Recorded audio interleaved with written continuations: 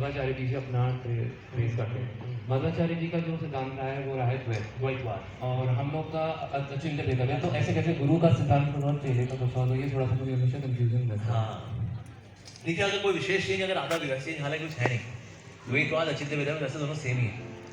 लेकिन मध्वाचार्य जी ने रस के बारे में ज़्यादा चर्चा नहीं की, क्योंकि उनका मेन पर्पस था निराकारवाद का खंडन करना, तो उन्होंने रस की ज़्यादा चर्चा नहीं की। तो उन्होंने द्वैतवाद दिया कि भाई ये सिद्धांत है प्रभु और हम अलग अलग हैं, भगवान भगवान है, हम हैं, प्रकृति और हम अलग अलग हैं, प्रकृति और भगवान अलग अलग हैं, भगवान उनके अवतार अलग अलग हैं, प्रकृति और प्रकृति अलग अलग है, भौतिक प्रकृति आध्यात्मिक प्रकृति, हम सभी अलग अलग हैं, अलग अलग अलग अलग अलग अलग अलग अलग द्वैतवाद दो, ठीक है जी। जो शंकराचार्य जी का है सिद्धांत वो है अद्वैतवाद, दो नहीं जी एक ही है। शंकराचार्य का ना मध्वाचार्य का नहीं, दो दो। तो ये तो बड़ा बात समझा दी, दो है जी। लेकिन रस के बारे में उन्होंने नहीं बताया, रस को लेकर क्या है श्री कृष्ण चैतन्य महाप्रभु। तो इसीलिए द्वैतवाद प्लस रस तत्व इज इक्वल टू अचिंत्य भेदभाव, तो एक ही है। आज भी द्वैतवाद की शिक्षा हमारे बीच में है, प्लस रस तत्व थोड़ा और जुड़ा गया उसमें, ठीक है। और भी सवाल किसी का? यस, हाँ जी पूछिए। हरे कृष्णा प्रभु जी। प्रभु जी मेरा नाम है अभिषेक सक्सेना और आपका स्लोगन बड़ा बढ़िया है, चीटिंग करके पास होने वाले को बाजीगर कहते हैं। प्रभु जी मैं आपका बहुत बड़ा फैन हूँ, काफी टाइम से आपको सुन रहा हूँ। एक प्रश्न अभी यहीं पे मेरे माइंड में आया कि वैसे मैंने सुना है कि जो भी गुरु वगैरह होते हैं उनको मंदिरों में नहीं बिठाते हैं, मतलब भगवान के साथ में। तो इस्कॉन में मैंने देखा अधिकतर सभी जगह प्रभुपाद जी साथ में रहते हैं। हाँ। तो इसका क्या कारण है? भगवान के साथ रह सकते लेकिन उनके चरणों में ऐसे भगवान के साथ खड़े हुए वो प्रभुपाद जी, और कृष्ण बैठा हुआ है। तो प्रभुपाद जी जो है भगवान के साथ हो सकते लेकिन उनके चरणों में, तो इसलिए हम देखते हैं प्रभुपाद जी को भगवान के चरणों में रखते हैं। हरि बोल। हरे कृष्ण प्रभु जी। हरे हरे कृष्ण। प्रभु जी मुझे ये पूछना था कि यहाँ पे हम विष्णु भगवान की पूजा क्यों नहीं करते, कृष्ण की ही पूजा क्यों करते? ओके, इस कौन में भगवान विष्णु की पूजा क्यों नहीं करते? बिकॉज विष्णु जो है कृष्ण की में ही सम्मिलित है, एक ही है तत्वों में, तो ये एक ही है लेकिन रस में अलग अलग है। जैसे फॉर एग्जाम्पल विष्णु जी रासलीला नहीं करते, उनकी एक ही पत्नी, उनका नाम लक्ष्मी।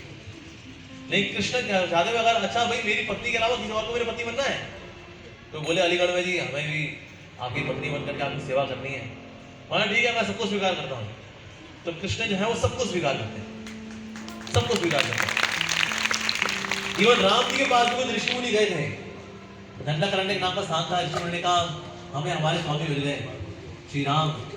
राम ने कहा देखो हमारे तो एक ही पत्नी व्रत है, इसलिए हम और किसको स्वीकार नहीं करेंगे, लेकिन हाँ द्वापर युग में अपने आदि रूप में आता हूँ तो सबको स्वीकार करता हूँ।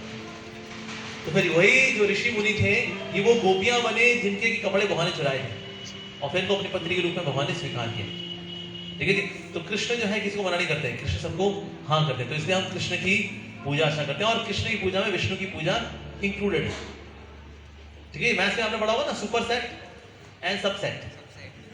तो सुपर सेट क्या है? कृष्णा, ठीक है। उसमें सबसेट क्या? विष्णु की पूजा, नारायण की पूजा, राम जी की पूजा, इन सब की पूजा अपने आप हो जाती है कृष्ण की पूजा, सुपर सेट की पूजा करते हैं, ठीक है जी। हाँ जी यस। जय श्री कृष्ण। हाँ जी हरे कृष्ण। जय श्री राधे श्याम। मेरा एक क्वेश्चन ये है कि जैसे ज़्यादा स्पिरिचुअल होने से जैसे मंत्र जाप कर रहे हैं मन ही मन में, तो मतलब कभी कभी पढ़ाई जब ज़्यादा करते हैं तो मतलब ऐसा कंफ्यूजन क्रिएट हो जाता है कि हम ज़्यादा जब करें या हम पढ़ाई करें तो फिर ज़्यादा स्पिरिचुअल होने से पढ़ाई से भी डिस्ट्रैक्शन होता है। फिर जो व्यक्ति हर वक्त भगवान की लीला में या भगवान में मग्न है वो हर वक्त ईश्वर को याद कर रहा है, श्री कृष्ण भगवान को याद कर रहा है, जप कर रहा है, और एक वो भौतिक कार्यों में लगा हुआ है, उसमें और उसमें अंतर क्या है? आपने विवेक बिंद्रा जी का नाम सुना है? किसी से विवेक बिंद्रा जी का नाम सुना है? Motivation speaker, right. वो नंबर 1 हरे कृष्णा डिवोटी भी है वो। तो ऐसे नहीं भक्ति करके आप नलायक हो जाते हो, क्या तो कहीं के नहीं रहे।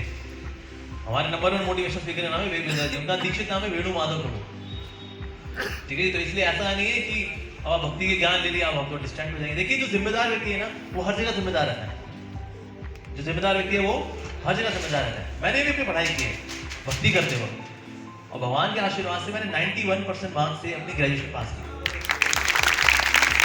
और यूनिवर्सिटी में मेरा 5th रैंक था। तो यूनिवर्सिटी में 5th रैंक आना और 91% मार्क्स लेके आना भक्ति करते हुए, यानी कि भक्ति करते हुए पढ़ाई लिखाई आप अच्छे से कर सकते हैं। बेसिकली हमारा गैर जिम्मेदारी का एटीट्यूड हमें डुबोता है, भक्ति नहीं डुबोती हमें। और अगर आप जो जिम्मेदार व्यक्ति है भक्ति भी जिम्मेदार रहेगा और पढ़ाई लिखाई भी जिम्मेदार रहेगा, अपने घर की जिम्मेदारी में जिम्मेदार रहेगा वो। ऐसा नहीं कि मैं भक्त हो गया, मेरी पत्नी रो रही है, घर में सामान नहीं है, सामान लेगा, इसमें क्या रखा है, तो सारी बातें तुम भूखो मरो, हरे कृष्णा। ऐसा हो जाता है? ऐसा होता है नहीं। जो जिम्मेदार व्यक्ति है वो सब जगह जिम्मेदार रहता है। जो लापरवाह व्यक्ति होता है क्या करता है, लापरवाह हो रहा होता है तो भक्ति का सहारा लेता है, कहते हैं भक्ति कर रहा हूँ भाई, मुझको तंग मत करो, मैं भक्ति कर रहा हूँ मैं, पर असल में लापरवाह आदमी है। लापरवाही के ऊपर स्टिकर लगा रहा है कृष्ण भक्ति का। तो इसलिए हम दोनों चीजों को साथ साथ कर सकते हैं, संभव है। कई लोगों ने किया, मैंने भी किया है। मैं पहले सॉफ्टवेयर इंजीनियर था, मैं कमाता भी था अच्छा खासा, मेरा 1.5 लाख की सैलरी थी मेरी, मुझे 1.25 लाख रुपए का बोनस मिला करता था हर साल। वो करते करते वो हुआ ना भाई, बोनस थोड़ी पकड़ हो जाएगी भाई, लापरवाह आदमी है, लो इसको 1.25 लाख का बोनस दो, इसको 1.5 लाख की सैलरी भी दो क्योंकि लापरवाह आदमी, ऐसा होगा नहीं ना? हर व्यक्ति नहीं कर सकता ना वो। हर व्यक्ति कर सकता है, लापरवाही छोड़ोगे तो हर व्यक्ति कर सकता है। हमारी बीमारी भक्ति नहीं है, हमारी बीमारी हमारा आलस है। ठीक है जी?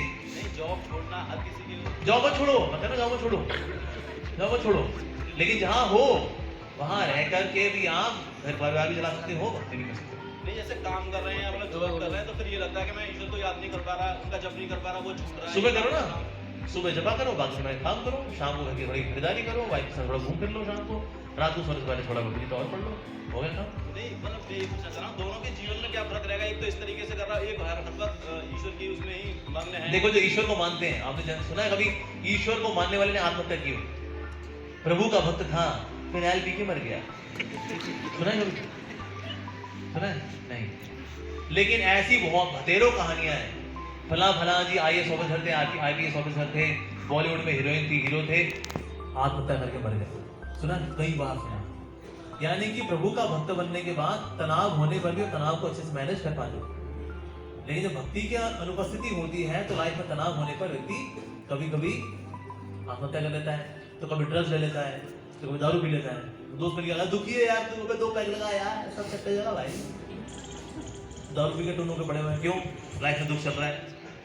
तो इसीलिए समस्याएं सबके जीवन में, आप समस्याओं का समाधान कैसा चाहते हैं, संसारिक वाला या आध्यात्म वाला, वो चॉइस आपकी है। ठीक है जी? तो क्या फर्क पड़ता है? ये फर्क पड़ता है।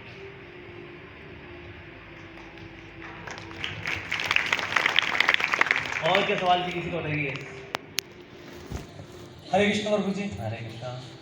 प्रभु जी, मैंने बहुत सारी वीडियोस देखी हैं आपकी, कई बार देखता रहता हूँ यूट्यूब पर।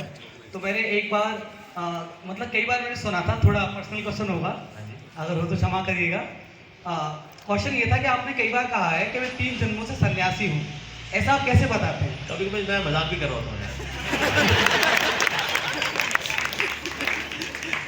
मजाक को मजाक ही करने दिया। हरे कृष्णा।